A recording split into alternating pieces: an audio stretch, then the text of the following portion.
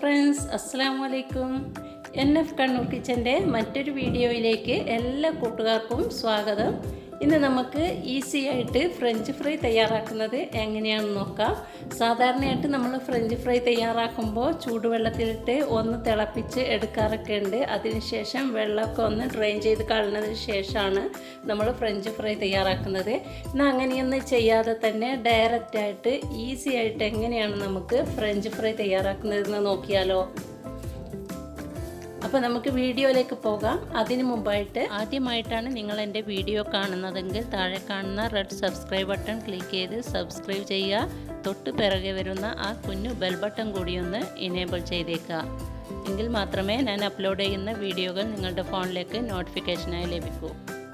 ഇനി നമുക്ക് French fry തയ്യാറാക്കുന്നത് എങ്ങനെയാണെന്ന് നോക്കാം. അതിന് വേണ്ടിയിട്ട് 1 കിലോ ഉരുളക്കിഴങ്ങാണ് ഞാൻ എടുത്തിരിക്കുന്നത്. ഇതിൻ്റെ തൊലിയൊക്കെ കളഞ്ഞതിന് ശേഷം ഞാൻ വൃത്തിയായിട്ട് കഴുകി എടുത്തിട്ടുണ്ട്. ഇനി ഇത് നമുക്ക് നീളത്തിൽ കട്ട് ചെയ്തെടുക്കണം. അതിന് മുമ്പായിട്ട് ഇതിലേക്ക് അല്പം വെള്ളം ഞാൻ ഒഴിച്ചു കൊടുക്കുന്നുണ്ട്. ഈ ഉരുളക്കിഴങ്ങിൻ്റെ പുറം വശമൊക്കെ കളറൊന്ന് ചേഞ്ചായി വരും, അതുകൊണ്ടാണ് വെള്ളത്തിലിട്ട് വെക്കുന്നത്. അതിനുശേഷം ഇതുപോലെ നീളത്തിൽ കട്ട് ചെയ്തെടുക്കാം. ഉരുളക്കിഴങ്ങ് എടുക്കുമ്പോൾ മീഡിയം സൈസിലുള്ള ഉരുളക്കിഴങ്ങ് തന്നെ എടുക്കുക. നന്നേ ചെറിയത് എടുക്കരുത്, അപ്പോൾ ഫ്രഞ്ച് ഫ്രൈ കാണാൻ ഭംഗിയുണ്ടാവില്ല. ഇതുപോലെ അല്പം വലിയ ഉരുളക്കിഴങ്ങ് തന്നെ എടുക്കാൻ നോക്കുക. അതിനുശേഷം ചിലർ ഇത് ചൂടുവെള്ളത്തിലിട്ട് ഒന്ന് തിളപ്പിച്ചെടുക്കാറൊക്കെ ഉണ്ട്. അപ്പോൾ അങ്ങനെയൊന്നും ചെയ്യേണ്ട ആവശ്യമില്ല. ചൂടുവെള്ളത്തിലിട്ട് ജസ്റ്റ് ഒന്ന് കഴുകിയെടുത്താൽ മാത്രം മതിയാവും. ഇതിൻ്റെ സ്റ്റാർച്ചൊക്കെ ഒന്ന് പോയി കിട്ടാൻ വേണ്ടിയിട്ടാണ് അങ്ങനെ ചെയ്യുന്നത്. ഇത് ഞാൻ മുഴുവനായിട്ടും കട്ട് ചെയ്തെടുത്തിട്ട് അല്പം ചൂടുവെള്ളത്തിലൊന്ന് കഴുകി എടുത്തിട്ടുണ്ട്. അതിനുശേഷം ഇതിലേക്ക് ആവശ്യമായിട്ടുള്ള ഉപ്പ് ചേർത്ത് കൊടുത്തിട്ട് നന്നായിട്ടൊന്ന് മിക്സ് ചെയ്ത് കൊടുക്കാം. ഇതുപോലെ ഒന്ന് ഷേക്ക് ചെയ്ത് കൊടുത്താൽ മതി. അതിനുശേഷം നമ്മൾ ഇത് റെസ്റ്റ് ചെയ്യാൻ വേണ്ടിയിട്ടൊന്നും വെക്കുന്നില്ല. ഡയറക്റ്റായിട്ട് ഇപ്പം തന്നെ ഇത് ഫ്രൈ ചെയ്തെടുക്കുകയാണ്. ചൂടായ എണ്ണയിൽ കുറേശ്ശെയായിട്ട് ഇട്ടിട്ട് നമുക്കിത് ഫ്രൈ ചെയ്തെടുക്കാം.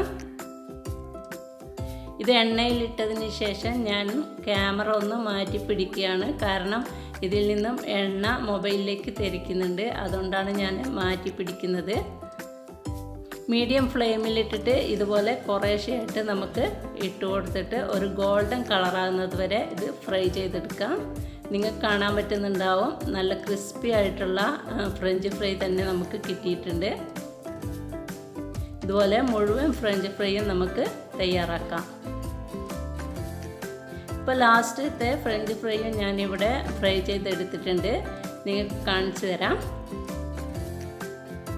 കണ്ടോ, നല്ല ക്രിസ്പി ആയിട്ടുള്ള ഫ്രഞ്ച് ഫ്രൈ തന്നെ നമുക്ക് കിട്ടിയിട്ടുണ്ട്. അപ്പോൾ ഈസി ആയിട്ട് ഫ്രഞ്ച് ഫ്രൈ ഇനി ആർക്കും വീട്ടിൽ തന്നെ തയ്യാറാക്കാൻ പറ്റും. അപ്പോൾ എല്ലാവരും ഒന്ന് ട്രൈ ചെയ്ത് നോക്കുക, എന്നിട്ട് ഫീഡ്ബാക്ക് എന്നെ അറിയിക്കുക. അപ്പോൾ എൻ്റെ ഇന്നത്തെ ഈ ഈസി റെസിപ്പി നിങ്ങൾക്ക് ഇഷ്ടമായിട്ടുണ്ടാവുമെന്ന് വിചാരിക്കുന്നു. ഇഷ്ടമായെങ്കിൽ തീർച്ചയായും ലൈക്ക് ചെയ്യുക, കമൻറ്റ് ചെയ്യുക. നിങ്ങളുടെ കൂട്ടുകാർക്കും ഫാമിലിക്കൊക്കെ ഒന്ന് ഷെയർ ചെയ്ത് കൊടുക്കുക. എൻ്റെ ചാനൽ ഇതുവരെ സബ്സ്ക്രൈബ് ചെയ്യാത്തവരാണെങ്കിൽ സബ്സ്ക്രൈബ് ചെയ്ത് എന്നെ സപ്പോർട്ട് ചെയ്യുക. തുടർന്നുള്ള വീഡിയോസിൻ്റെ നോട്ടിഫിക്കേഷൻ ഉറപ്പാക്കാൻ വേണ്ടിയിട്ട് ആ കുഞ്ഞു ബെൽ ബട്ടൺ ഇനേബിൾ ചെയ്ത ശേഷം മുകളിൽ കാണുന്ന ഓൾ എന്ന ഓപ്ഷൻ കൂടി ഒന്ന് ക്ലിക്ക് ചെയ്യുക. അപ്പോൾ ഇൻഷാ അല്ലാഹ് ഇനിയൊരു കിടിലൻ റെസിപ്പിയായിട്ട് നമുക്ക് വീണ്ടും കാണാം. അതുവരെ എല്ലാവർക്കും താങ്ക്സ് ഫോർ വാച്ചിങ്.